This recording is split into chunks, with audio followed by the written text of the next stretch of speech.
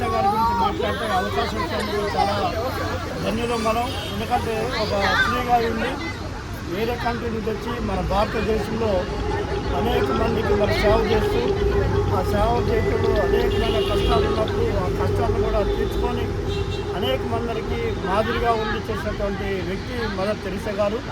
వారు లేని లోటు ఈరోజు మన భారతదేశంలో అందరికీ కూడా తెలుస్తుంది.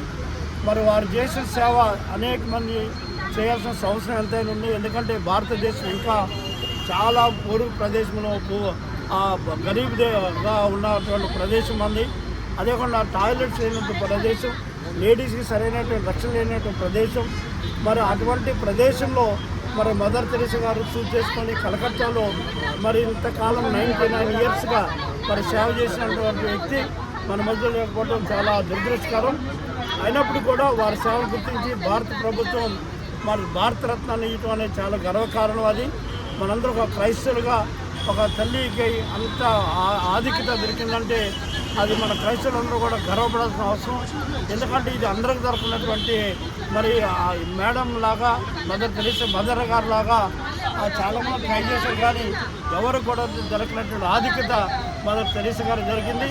అదే కాకుండా వారు చనిపోయినప్పుడు మన భారతదేశం అంతా కూడా లైవ్ కాస్ట్ చేసి ఇండియా మొత్తాన్ని కూడా మరి తెలియాలి, వీరు చేసిన సేవ అందరూ తెలియాలని వారి బరియల్ ఏదైతే ప్రొసెషన్ ఉందో ఆ ప్రొసెషన్ కూడా లైవ్ చేసి అందరూ కూడా మరి ఆ రోజు ఉన్నటువంటి ప్రభుత్వాలు కానీ భారత రాష్ట్రపతి అయిన కె నారాయణన్ కానీ వీళ్ళందరూ కూడా చాలా సాయం చేశారు.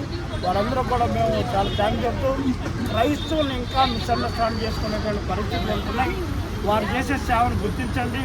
వారి ఎడ్యుకేషన్లో కానివ్వండి, మెడికల్ ఫీల్డ్లో కానివ్వండి, సోషల్ సర్వీస్ విషయంలో కానివ్వండి, మరి డౌన్ టెరిటరీలో ఉన్న వారిని అప్గ్రేడ్ చేసే విషయంలో కానీ క్రైస్తవులు చేసే సేవ ఇంకా చాలామంది గుర్తించట్లేదు.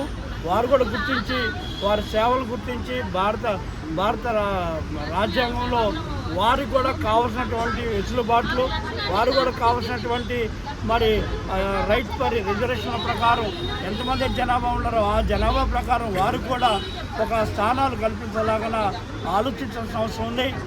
అలా క్రైస్తవులతోనే కాకుండా అనేక మరి సెక్షన్స్ ఉన్నాయి. వారు కూడా మరి చాలామంది మరి రాజ్యాధికారులు అయినటువంటి సెక్షన్లు చాలా ఉన్నాయి.